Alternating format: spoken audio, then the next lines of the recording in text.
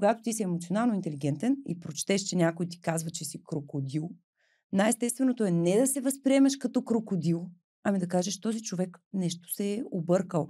Той няма ли очи да види, че там седи една жена? Няма ли уши да чуе какво казва тя? И когато това нещо не го устройва, той няма ли да прояви критично мислене, да види какъв е контекста, може би, на казаното? Нали? Но не, тези неща ги няма. Съответно, при хейта това са липсващи неща. Критично мислене, емоционална интелигентност. И ние няма нужда да се справяме с това, защото не можеш да спориш с човека, който не ти е на нивото.